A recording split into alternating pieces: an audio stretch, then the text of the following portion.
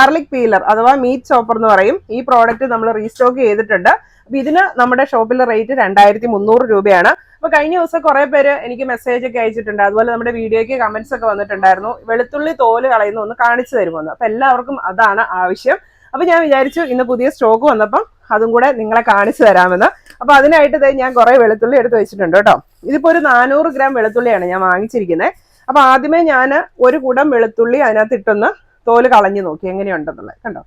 അപ്പൊ ഇങ്ങനെയാണ് നമുക്ക് കിട്ടുന്നത്. ഇത് കണ്ടോ, വെളുത്തുള്ളിയൊക്കെ കണ്ടോ, ഒരു ചതവോ ഒന്നുമില്ല, നല്ല ഫ്രഷ് ആയിട്ട് തന്നെ നമുക്ക് തോല് കളഞ്ഞ് കിട്ടുന്നുണ്ട്.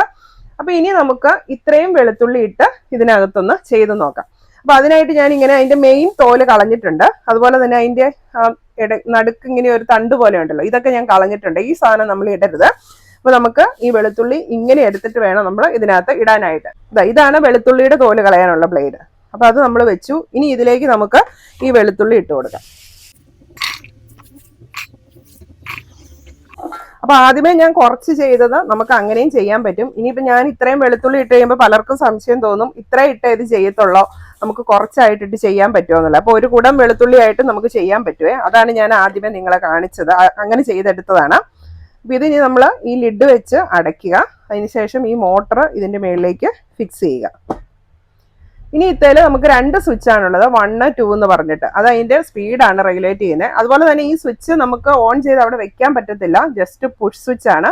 നമ്മൾ ഞെക്കി പിടിച്ച് ഇങ്ങനെ ഇവിടെ പിടിച്ചോണ്ടിരിക്കണം. കൈ എടുത്തു കഴിഞ്ഞിട്ട് ഇത് ഓഫ് ആയി പോകും. അപ്പൊ നമ്മുടെ ആവശ്യത്തിന് എത്ര നേരം വേണോ അത്രയും നേരം നമ്മൾ ഇത് ഞെക്കി പിടിക്കുകയാണ് ചെയ്യുന്നത്.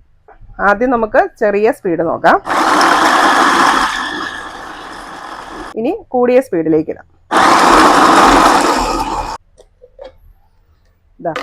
ഇങ്ങനെയാണ് ഇപ്പൊ വന്നിരിക്കുന്നത്. ഇതുണ്ടോ?